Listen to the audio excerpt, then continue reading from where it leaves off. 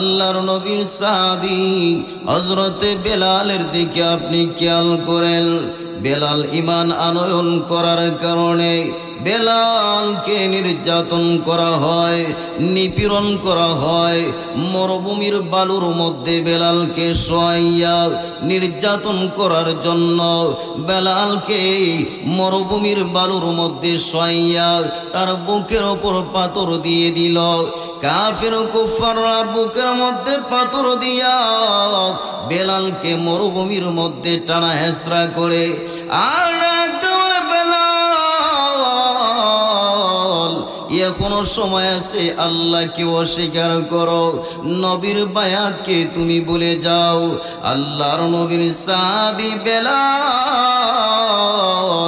নিজে বায়াতকে বলবে না, আল্লাহকে বলবে না, ডাক দে বলে কাফিররা রে আমি আল্লাহকে বলবো না, আল্লাহর প্রেমকে নিয়া আমি দুনিয়া থেকে বিদায় হয়ে যাইতে পারি। সেই জন্য উনি এই কষ্ট নির্যাতন করে আর জবান দিয়ে আহাদ আহাদ নামটা উচ্চারণ করে বলেন না সুবহানাল্লাহ। এ মুমিন মুসলমান ও মুরব্বি বাবা জান, হযরত বেলাল আহাদ আহাদ নাম যত উচ্চারণ করে তত কাফির কুফাররা নির্যাতন বাড়াইয়া দেয়। কাফিররা নির্যাতন বাড়ানোর কারণে আল্লাহর নবীর সাহাবী হযরত আবু বকর সিদ্দিক রাদিয়াল্লাহু তাআলা আনহু বেলালের পাশ দিয়ে মদিনা মুনওয়ারার মধ্যে বেলাল কাবা শরীফের সামনে যাবে। রাস্তার মধ্যে যখন বেলালকে কষ্ট নির্যাতন হতে দেখে বেলালকে ডাক দেওয়ালে বেলাল তুমি যদি আল্লাহর নামটা আস্তে আস্তে বলতা তাহলে কাফিররা তোমাকে এত বেশি নির্যাতন করতো না। ও বেলাল তুমি আজকে থেকে তুমি আহাদ আহাদ আস্তে আস্তে উচ্চারণ করো। আল্লাহর নবীর সাহাবী বেলাল রাদিয়াল্লাহু তাআলা আনহু এরপরও উচ্চারণ করে জুড়ে জুড়ে আল্লাহর নবীর সাহাবী হযরতে আবু বকর সিদ্দিক রাদিয়াল্লাহু তাআলা আনহু ডাক দিয়ে বলে বেলাল তুমি আস্তে আস্তে আল্লাহর নাম বলো না কেন? অমনি সময় বেলাল ডাক দিয়ে বলো নবীর সাহাবী আমি কেমনে কে আস্তে আস্তে বলবো? আমি যখন আমি আল্লাহর নামটা উচ্চারণ করি, আহাদ কার নাম? আল্লাহর নাম। আল্লাহর নামটা যখন আমি উচ্চারণ করি তখন আমার মনের মধ্যে আনন্দ লাগে, আমার কষ্টগুলো আমার সহ্য হয়ে যায়। আমাকে কাফিররা কষ্ট দেয়, এই কষ্টগুলো আমার শরীরের মধ্যে লাগে না। ভাইরা আমার শুধু তাই নয়, খুবাইব রাদিয়াল্লাহু তাআলা আনহুর দিকে তাকান।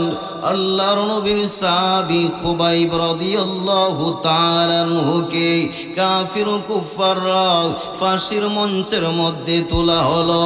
খুবাইব রাদিয়াল্লাহু তাআলা আনহুকে বলা হলো ও খুবাইব তোমার এখনো সময় আছে, তুমি আল্লাহকে বলে যাও। আল্লাহর নবীর সাহাবী খুবাইব রাদিয়াল্লাহু তাআলা আনহু ডাক দিয়ে বলে কাফিররা আমি আল্লাহর নবীকে বলবো না, আল্লাহকে রব হিসাবে মানতে আমি অস্বীকার করব না। এই কথা বলিয়া উনি আল্লাহর ওপর অটল অবিচল রইলেন এবং আল্লাহকে বিশ্বাস করলেন। কাফিররা বলে ও খুবাইব তোমার আচরণ বলো ভালো, সেই জন্য তুমি যদি বলো আল্লাহকে মানবে না, নবীকে একটা গালি দিবে, তাহলে তোমারকে আমরা ফাঁসি দিব না। আল্লাহর নবীর সাহাবী খুবাইব রাদিয়াল্লাহু তাআলা আনহু কাফিরদেরকে জানাইয়া দিলেন, ও কাফেরের দলেরা, আমি 1 সেকেন্ডের জন্য আল্লাহকে অস্বীকার করতে পারবো না, নবীর বায়াতকে আমি বলতে পারবো না। বলেন না সুবহানাল্লাহ। ও মুমিন মুসলমান, ও মুরব্বি বাবা জান, ও যুবক ভাই, কথাগুলো আপনারা মনোযোগ সহকারে শুনেন। আল্লাহর নবীর সাহাবীকে এবার ডাক দে বলে, ও খুবাইব, তোমাকে তো আমরা হত্যা করে ফেলবো, ফাঁসিতে চড়াইব। খুবাইব বললেন, কোনো সমস্যা নাই।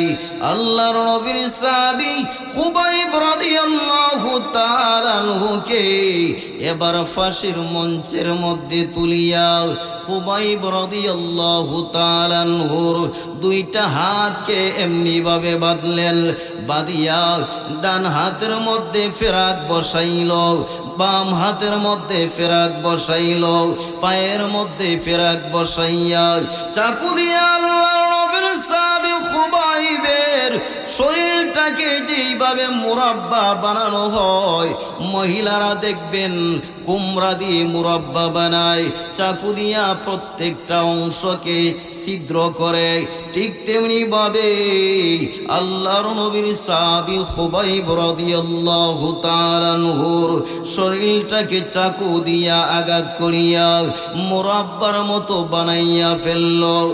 এরপর আল্লাহর নবীর সাহাবী খুবাইব রাদিয়াল্লাহু তাআলা আনহু 1 মুহূর্তের জন্য আল্লাহকে অস্বীকার করে নাই। বলেন না সুবহানাল্লাহ।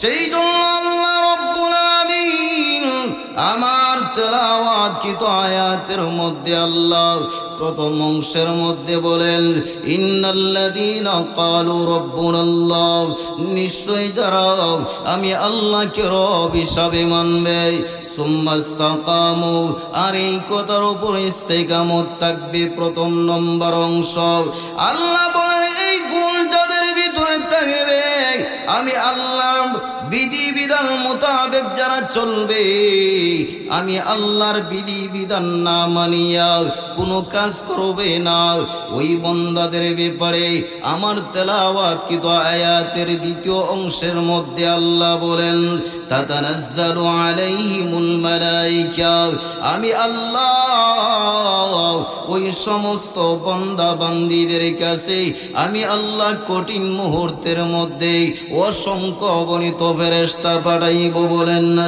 সুবহানাল্লাহ। ভাইরা আমার, ওই সময় আল্লাহর ফেরেশতারা ওই সময় ঘোষণা দিতে থাকবে, আল্লাহ তাখাফু, তোমাদের কোনো ভয় নাই। কি ভয় নাই? মুফাসসিরিনে কেরামগণ বলেন, ভয় নাই কবরের ভয় নাই, হাসরের ভয় নাই, ফুলসিরাতের ফুলের কোনো ভয় নাই, মৃত্যুর সময় তোমার কোনো ভয় থাকবে না। ও মুমিন মুসলমান, এইগুলো হলো খুব কঠিন ব্যাপার। আল্লাহর নবী বিশ্ব নবী বলেন, কবরটা হলো একটা ভয়ঙ্কর জায়গা। ও আমার উম্মতেরা, তোমরা কবরের ব্যাপারে আল্লাহর কাছে পানা চাও। এই জন্য আল্লাহর নবী বিশ্ব নবী বলেন, সাকরাত বড় কঠিন অবস্থা। আল্লাহ পাক রব্বুল আলামিন আল্লাহ 2য় অংশের মধ্যে বলেন, ওই সাকরাতের সময় তোমার কোনো কষ্ট থাকবে না। আমি আল্লাহকে মানার কারণে তোমার কবরের মধ্যে কোনো কষ্ট থাকবে না। আমি আল্লাহকে মানার কারণে তোমার হাসরের ময়দানের মধ্যে কোনো কষ্ট থাকবে না। সেই জন্য আল্লাহ বলেন, আল্লাহ তাখাফু, তোমার কোনো ভয় নাই। কিভাবে তোমার মৃত্যু হবে? আজরাইলের ভয় থাকবে না। বলেন না সুবহানাল্লাহ। এ মুমিন মুসলমান, কেমন কষ্ট মৃত্যু! আপনারা আপনারা জানেন আম্মা জান আয়েশা সিদ্দিকা রাদিয়াল্লাহু তাআলা আনহা ডাক দিয়ে বলেন, ও দুনিয়ার মুমিন মুসলমানরা, আমার স্বামী হযরতে মুহাম্মদ সাল্লাল্লাহু আলাইহি ওয়াসাল্লাম যেদিন পৃথিবী থেকে চলে যাবেন, আমি আমার স্বামী মুহাম্মদের চেহারার দিকে তাকাইলাম। আমার স্বামী চেহারা মুবারক থেকে ঘাম বের হইতে লাগলো। আমি আমার স্বামী মুহাম্মদকে বলতে লাগলাম, ওগো নবীজি, আপনি একটা খাটের মধ্যে শায়িত হয়ে যান। আল্লাহর নবী বিশ্ব নবীকে একটা খাটের মধ্যে শোয়াইলেন। আম্মা জান আয়েশা বলেন, আমি নবীকে একটা চাদর দ্বারা আবৃত করে দিলাম। অমনি সময় আল্লাহর নবী বিশ্ব নবী চাদরের ভিতর থেকে একটা হাতকে বাহির করেন, আর অপর হাতটাকে গুটাইয়া নেন। আল্লাহর নবী বিশ্ব নবী এইভাবে অস্থিরতা অবলম্বন করার কারণে আম্মা জান আয়েশা বলেন, আমি চাদরটাকে খুললাম। চাদরটাকে খোলার পরে দেখি আল্লাহর নবী বিশ্ব নবীর চেহারা মুবারক থেকে ঘাম বের হইতে শুরু করলো। বলেন না সুবহানাল্লাহ। এবার যদি আমার ফাতেমা দরজা খোলার পরে কাউকে দেখতে পারে না, তাহলে বলবে আমার আব্বা মনে হয় মিথ্যা কথা বলছে। ও আজরাইল, আমার ফাতেমার সামনে তুমি প্রকাশিত হয়ে যাও। আজরাইল আলাইহিস সালাতু ওয়াস সালাম প্রকাশিত হয়ে গেলেন। অমনি সময় ফাতেমা রাদিয়াল্লাহু তাআলা আনহু দরজার ফাঁক দিয়ে দেখতে লাগলেন, কে যেন আসমানের মধ্যে তার চেহারা আর জমিনের মধ্যে তার পাক। এই অবস্থায় ফাতেমা রাদিয়াল্লাহু তাআলা আনহু দরজাকে না খুলিয়া উনি ওনার আব্বার কাছে চলে আসলেন। আল্লাহর নবী বিশ্ব নবী রাহমাতাল লিল আলামিন এবার ফাতেমাকে বললেন, ফাতেমা, তুমি দরজা কেন খুললে না? আব্বা, আমি দরজা কেমনে খুলব গো? বাহিরে এমন একজন লোক দাঁড়াইয়া রইল, যে লোকের চেহারাটা মক্কা মদিনার চেহারার মতো নয়। ও আব্বা, আমার বুঝতে বাকি নাই, মনে হয় আজরাইল চলে আসলো। এবার নবীজি বললেন, ও ফাতেমা, তুমি ঠিক ধরেছ, উনি হলেন মালাকুল মাউত আজরাইল। ও ফাতেমা, দরজাকে যদি তুমি খুলে না দাও, আজরাইল তো দরজা খোলার অনুমতি রয়েছে, আমার ঘরের ভিতরে প্রবেশ করার অনুমতি আল্লাহ দিয়েছেন। ও ফাতেমা, কেন আজরাইল আমি নবীর কাছে অনুমতি চাইল সালাম জানাইয়া? কারণ হলো আমি নবীকে সম্মান জানাইল। ও ফাতেমা, তুমি যদি দরজা না খুলে দাও, তাহলে আজরাইল তাহলে ঘরের মধ্যে অনুমতি ছাড়াই প্রবেশ করে ফেলবে। অন্য সময় ফাতেমা দরজা খোলার পরে আবার মালাকুল মাউত আজরাইল আলাইহিস সালাতু ওয়াস সালাম আল্লাহর নবী বিশ্ব নবীর কাছে আসিয়া ডাক দিয়ে বলেন, ইয়া রাসূলুল্লাহ, আল্লাহ আপনাকে দুইটা অপশন জানাইয়াছেন। নবী বললেন, কি অপশন জানাইয়াছেন? আজরাইল বললেন, ইয়া রাসূলুল্লাহ, প্রথম নম্বর অপশন হলো, আপনি যদি দুনিয়াতে থাকতে চান গো, আল্লাহ আপনার হায়াতকে বাড়াইয়া দিবেন। ওগো নবীজি, আপনি যদি রফিকে আলার সাথে আপনি যদি সাক্ষাৎ করতে চান গো, আল্লাহ আপনাকে হায়াত, আপনাকে রফিকে আলার সাথে মিলিত করবেন। ওগো নবীজি, আপনি কোন অপশনটাকে আপনি বেছে নেবেন? আল্লাহর নবী বিশ্ব নবী রাহমাতাল লিল আলামিন ডাক দেবেন, আজরাইল, আমি এখনো কোনো সিদ্ধান্ত দিব না যতক্ষণ না আমার বন্ধু জিবরাইল না আসবে। জিবরাইলকে আল্লাহ এবার নবীর কাছে পাঠাইলেন। আল্লাহর নবী আবার জিবরাইলকে বললেন, জিবরাইল, আজরাইল আমাকে আমাকে নেওয়ার জন্য আসলো, আমাকে দুইটা অপশন জানাইলো, ও জিবরাইল আমি কি করতে পারি তুমি বলো না। জিবরাইল বললেন আপনি রফিকে আলার সাথে সাক্ষাৎ করে নেন, অর্থাৎ দুনিয়া থেকে আপনি বিদায় হয়ে যান। আল্লাহর নবী বিশ্ব নবী রাহমাতাল লিল আলামিন এবার কান্না শুরু করে দিয়েছেন, বলেন না আল্লাহু আকবার। ও মুমিন মুসলমান, এবার জিবরাইল আলাইহিস সালাতু ওয়াস সালাম আল্লাহর নবী বিশ্ব নবীকে বলতে লাগলেন, ওগো নবীজি আপনি কান্না করেন হাসান হুসাইনের জন্য নাকি? নবী গো আপনি কি ফাতেমার জন্য কান্না করেন? ওগো নবীজি আপনি কি আপনার স্ত্রীদের জন্য কান্না করেন? আল্লাহর নবী বিশ্ব নবী রাহমাতাল লিল আলামিন ডাক দিয়ে বলেন, ও জিবরাইল আমি হাসান হুসাইনের জন্য কান্না করি না, আমি ফাতেমার জন্য কান্না করি না, আমি আমার স্ত্রীদের জন্য কান্না করি না। তাহলে গো নবী আপনি কাদের জন্য কান্না করেন? আল্লাহর নবী বললেন, আমি যতদিন দুনিয়ার জগতে ছিলাম আল্লাহ আমার উম্মতদেরকে কষ্ট দিচ্ছেন না, আমার উম্মতদেরকে আল্লাহ আযাব গজব দিয়ে ধ্বংস করেন না। ও জিবরাইল আমি যদি দুনিয়া থেকে বিদায় হয়ে যাই, আল্লাহ যদি আমার উম্মতদেরকে আযাব গজব দিয়া আমার উম্মতদেরকে যদি ধ্বংস করে দেয়, সেই জন্য আমার উম্মতের কথা স্মরণ করিয়া আমি নবীজি সহ্য করতে পারি না, কারণ আগেকার উম্মতদেরকে আল্লাহ ধ্বংস করে দিয়েছেন, ঠিক না? এ মুমিন মুসলমান, অমনি সময় আল্লাহ রব্বুল আলামিন ডাক দেওয়ালে জিবরাইল জানাইয়া দাও, আমার বন্ধুকে জানাইয়া দাও উনি দুনিয়া থেকে চলে গেল, আমি আল্লাহ তাদের গুনাহের কারণে উনাদেরকে ধ্বংস করব না, বলেন না আল্লাহু আকবার। এবার আল্লাহর নবী বিশ্ব নবী রাহমাতাল লিল আলামিন মালাকুল মাউতকে বললেন, ও আজরাইল তুমি আমার জান কবজ করতে পারো। অমনি সময় আজরাইল আলাইহিস সালাতু ওয়াস সালাম আল্লাহর নবী বিশ্ব নবীর বুকের মধ্যে সিনার উপর হাতটাকে রাখলো। আল্লাহর নবী বিশ্ব নবী বলেন, ও আজরাইল তুমি কি আমার বুকের উপর উহুদ পাহাড় রেখে দিলাই?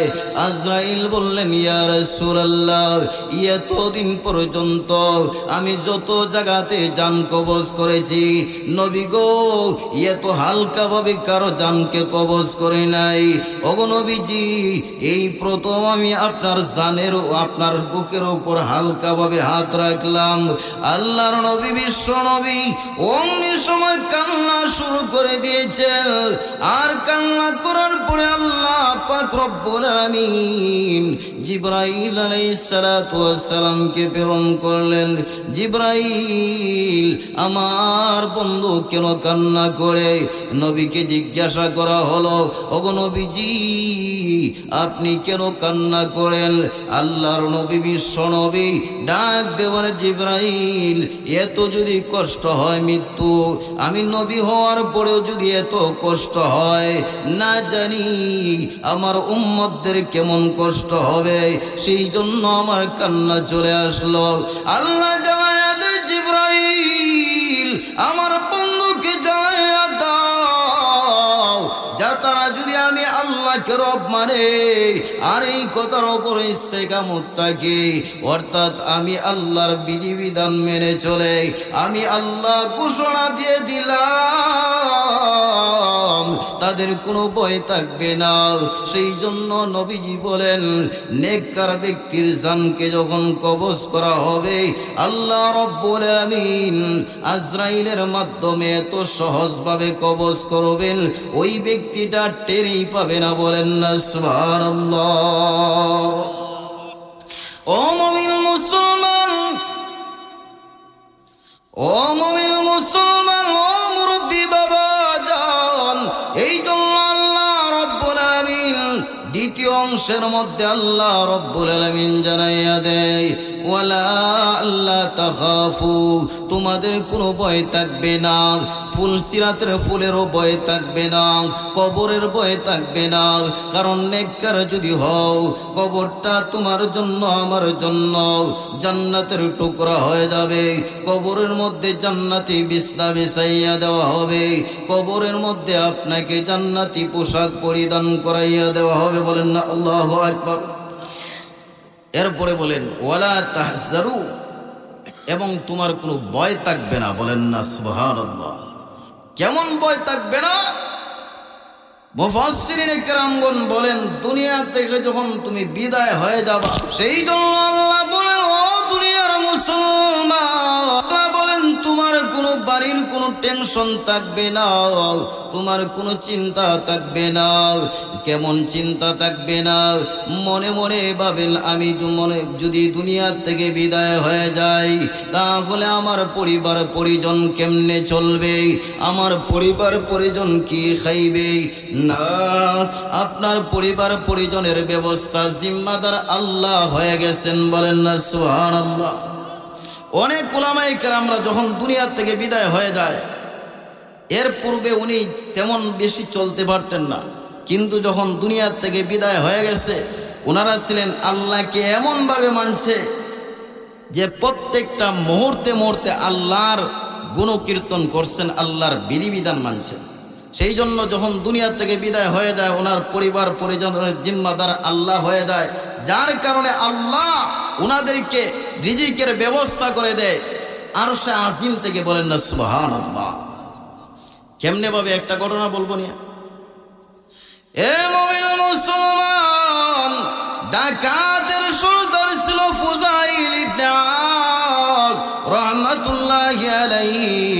উনি ডাকাত ছিল, কিন্তু উনি যখন রাস্তা দিয়ে হেঁটে গেল, কোরআনের একটি আয়াত শুনিয়া ফুজাইল ইবনে আস রাহমাতুল্লাহি আলাইহি তওবা করিয়া সব কিছু সারিয়া উনি আল্লাহর পাবন্দি হয়ে গেলেন, আল্লাহর বিধিবিধান মেনে চলতে শুরু করলেন। অন্য সময় ফুজাইল ইবনে আস রাহমাতুল্লাহি আলাইহি যখন দুনিয়া থেকে বিদায় হয়ে যাবে, উনার স্ত্রী উনাকে ডাক দিয়ে বলেন, ও ফুজাইল, তোমার তো দুইটা কন্যা সন্তান রয়েছে, এই দুইটা কন্যা সন্তানকে বিবাহের ব্যবস্থা তো আপনি করলেন না, তারা তো উপযুক্ত হয়ে গেছে। আপনি যখন দুনিয়া থেকে বিদায় হয়ে যাবেন, কোনো টাকা পয়সা রেখে যান না, তাহলে কিভাবে তাদেরকে বিবাহের ব্যবস্থা করব? আল্লাহর ওলি ফুজাইল ইবনে আস রাহমাতুল্লাহি আলাইহি বললেন, যদি আমি দুনিয়া থেকে বিদায় হয়ে যাই, তাহলে কাবা শরীফের সামনে একটা ময়দান আছে, ওই ময়দানের মধ্যে আমার দুইটা কন্যা সন্তানকে রেখে আসবা, আর বলবা, আল্লাহ তুমি নাকি বলেছো কোনো টেনশন নাই, আল্লাহ ফুজাইল ইবনে আস দুনিয়া থেকে চলে গেছে, তার সন্তানদেরকে আল্লাহ তোমার জিম্মাদার করে দেওয়া হলো, আল্লাহ তাদের বিবাহের ব্যবস্থা আপনি করেন। অমনি সময় ফুজাইল ইবনে আস রাহমাতুল্লাহি আলাইহির স্ত্রী যখন এই কথা বলল, প্রতিমধ্যে পিছন থেকে কে যেন বলল, ও ফুজাইল ইবনে আসের স্ত্রী, তুমি এমনি ভাবে কাকুতি মিনতি কেন করতেছ? তোমার দুইটা মেয়েকে, আমার দুইটা পুত্র সন্তান রয়েছে, তাদের কাছে তোমার দুইটা মেয়েকে বিবাহ করাইয়া দিব। বলেন না সুবহানাল্লাহ। আর উনি ছিলেন এক রাষ্ট্রের রাজা। আল্লাহ এই দুইটা মেয়ে সন্তানকে এই দুইটা ছেলে সন্তানের সাথে বিবাহের ব্যবস্থা করে দিয়েছেন। বলেন না সুবহানাল্লাহ। সেই জন্য আল্লাহ বলেন, ওয়ালা তাহজানু, তোমাদের কোনো চিন্তা নাই, তোমাদের কোনো ভয় নাই। আল্লাহ 3 নম্বর সেন্টেন্সের মধ্যে আল্লাহ বলেন, ওয়া আবশিরু বিল জান্নাতিল্লাতী কুনতুম তুআদুন, এবং এমন জান্নাতের সুসংবাদ গ্রহণ করো যে জান্নাতের ব্যাপারে আল্লাহ তোমাদেরকে ওয়াদা দিয়েছেন। ওয়াদা দিয়েছেন। শেষ করে নিতাম নাকি? আপনি তো আমার কতটুকু সময় দিচ্ছেন?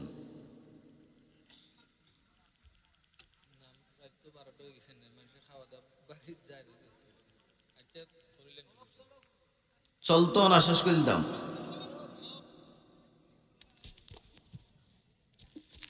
আপনারা যদি বলেন তাহলে বলবেন যে হুজুর আধা ঘন্টার সময় করেন।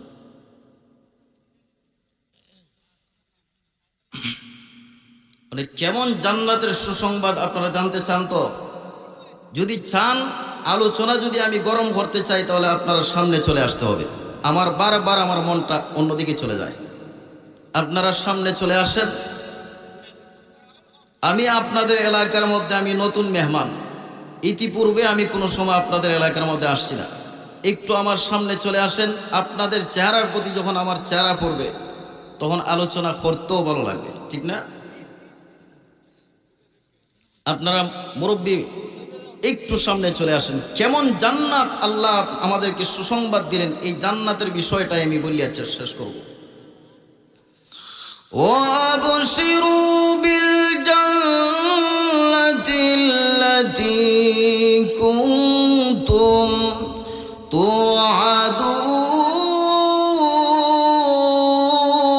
তুআদুন। বলেন আল্লাহু আকবার। আল্লাহ আবার 3 নম্বর সেন্টেন্সের মধ্যে বলেন ওয়াবশিরু বিল জান্নাতিল্লাতী কুনতুম তুআদুন। আর ওই জান্নাতের সুসংবাদ গ্রহণ করো যে জান্নাতের ব্যাপারে আল্লাহ ওয়াদা দিয়েছেন। কি দিয়েছেন?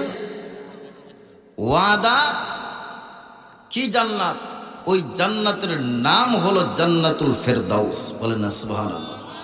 সূরাতুল মুমিনুনের মধ্যে আল্লাহ 11 নম্বর আয়াতের মধ্যে বলেন ওই সমস্ত বান্দাবান্দীদেরকে আমি আল্লাহ জান্নাতুল ফেরদাউসের মালিক বানাইয়া দেব। আর একটু আসতে বলেন, জান্নাতুল ফেরদাউসের মালিক বানাইব। এই জান্নাতুল ফেরদাউস কেমন জান্নাত? আল্লাহ পাক রব্বুল আলামিন আপনাদের জন্য এবং আমার জন্য জান্নাত তৈরি করেছেন 8টা। কয়টা? 8টা। এর মধ্যে সর্বশ্রেষ্ঠ জান্নাতের নাম হলো জান্নাতুল ফেরদাউস। শ্রেষ্ঠ হওয়ার জন্য কোয়ালিটির প্রয়োজন আছে কিনা?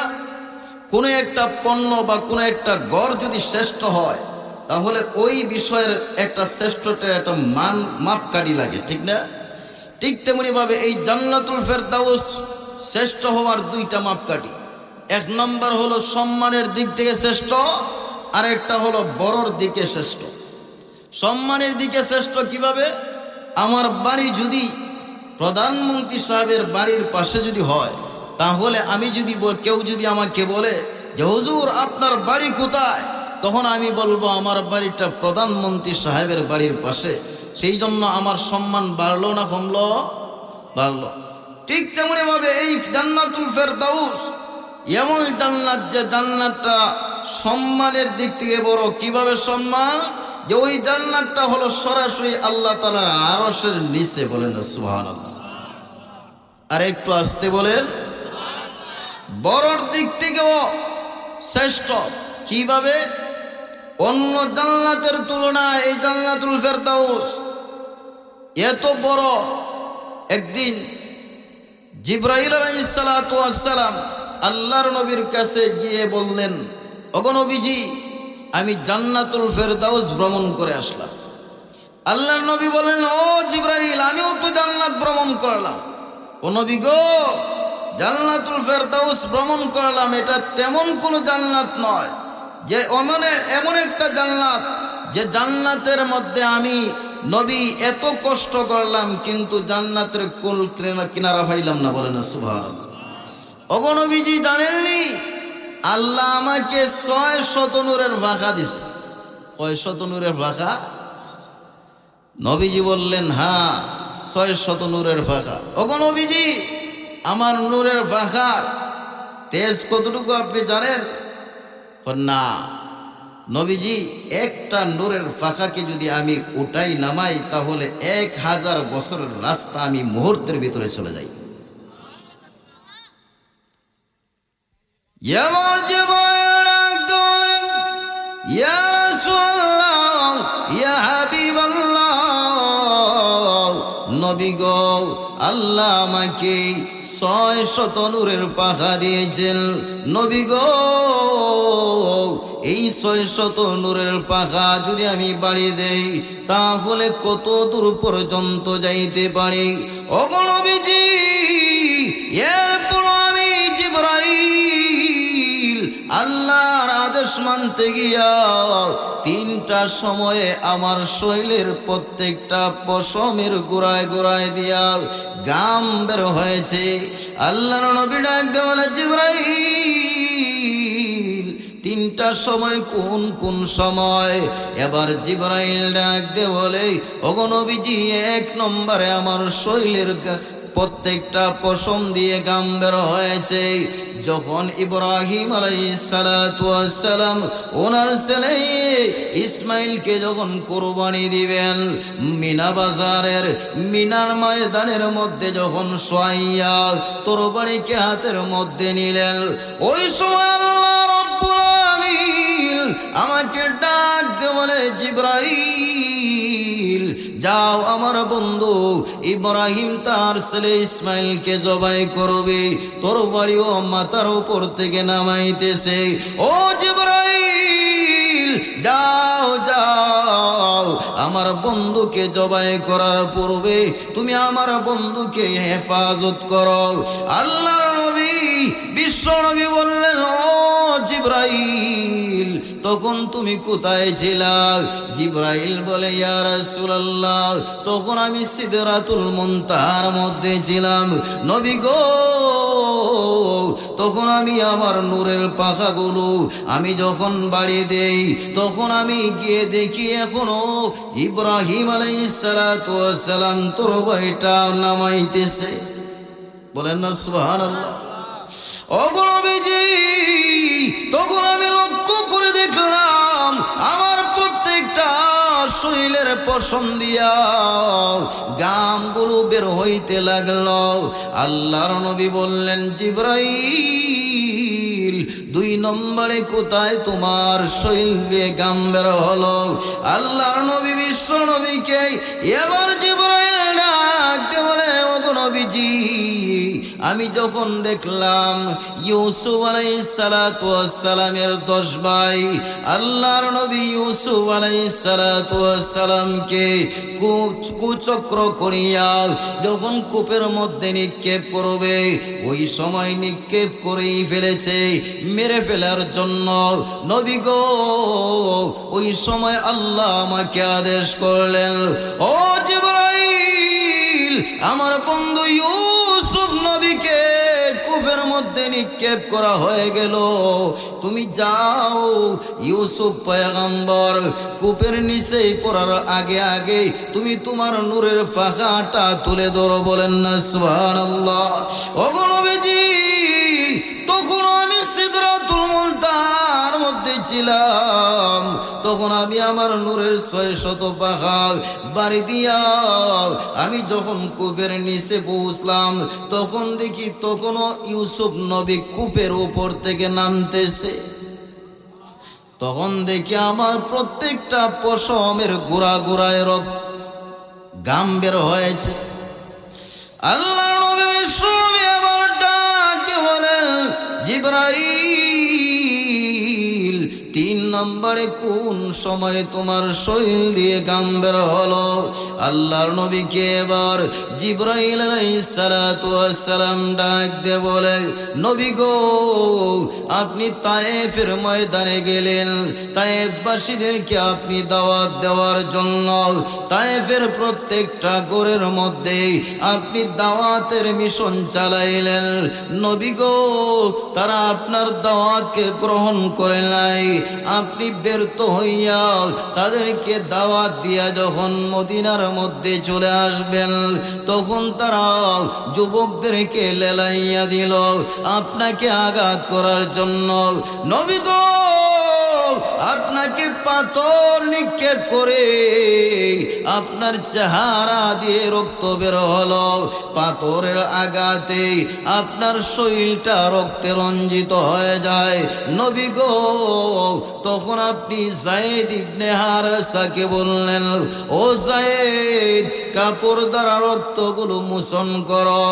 আল্লাহর নবীর সাহাবী যায়েদ রাদিয়াল্লাহু তাআলা আনহু কাপড় দ্বারা রক্তগুলো মুছতেছেন।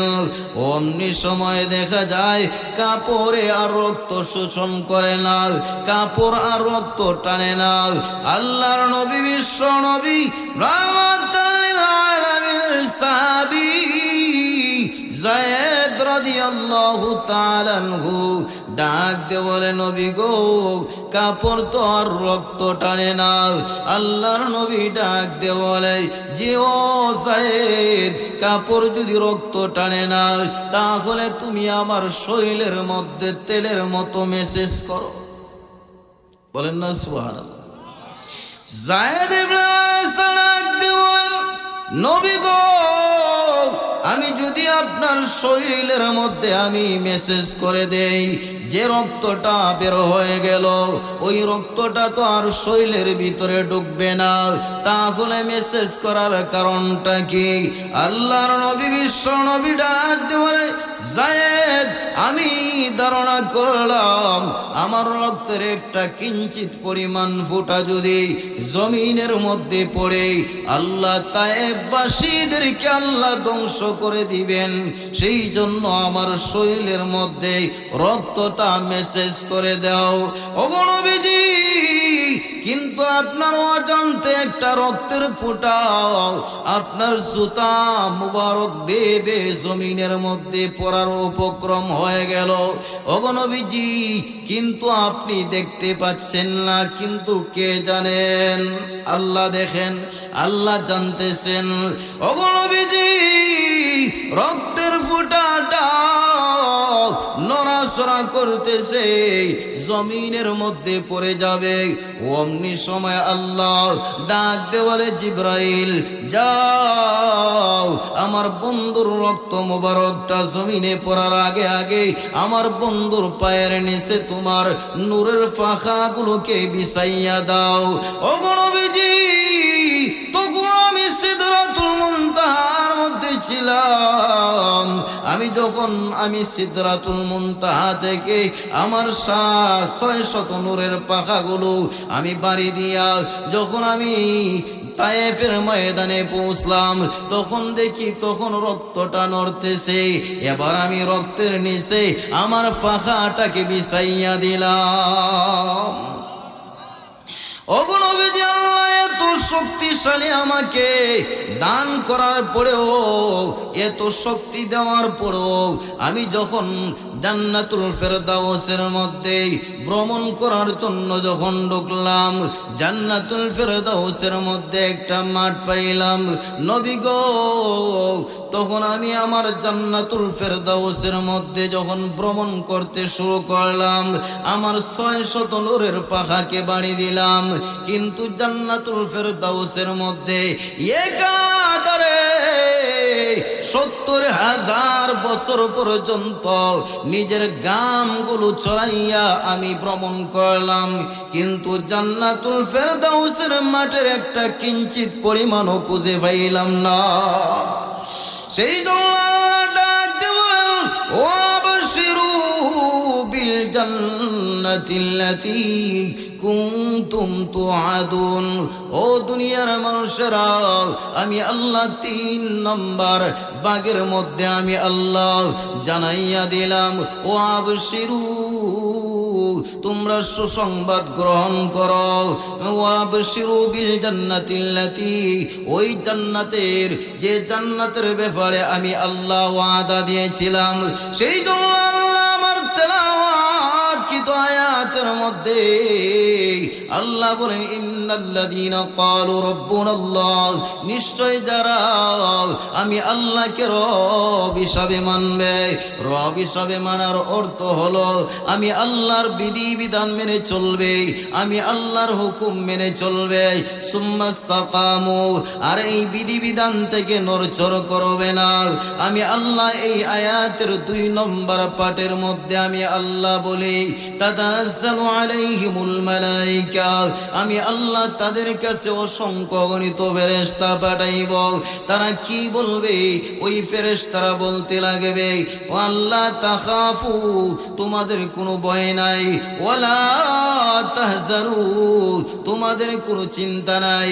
ভয় নাই, দুনিয়ার কোনো ভয় নাই, ব্যাপারে কোনো ভয় নাই, দুনিয়ার ভয় নাই বলতে কোনো শত্রুপক্ষ আল্লাহর বিধিবিধান মানতে গিয়া যদি তুমি ভয় করো তাহলে ভয় করলে হবে না, বিধিবিধান মানতেই হবে।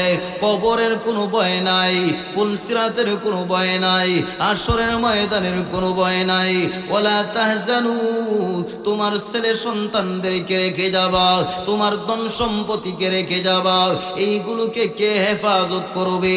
আল্লাহ বলে ওয়ালা তাহজানু, আমি আল্লাহ তোমার ধন সম্পদের হেফাজতকারী হয়ে যাব, তোমার বিবি বাচ্চার হেফাজতকারী হয়ে যাব, জিম্মাদার হয়ে যাব, তোমার কোনো চিন্তা নাই। ওয়াবশিরু বিল জান্নাতিল্লাতী কুনতুম তুআদুন, আর এমন জান্নাতের সুসংবাদ গ্রহণ করো যে জান্নাতের ব্যাপারে আমি আল্লাহ তোমাদেরকে ওয়াদা দিয়েছিলাম। ওই জান্নাতটা হলো জান্নাতুল ফেরদাউস। বলেন না আল্লাহু আকবার। এই জান্নাতের মালিক হইতে চাই কিনা?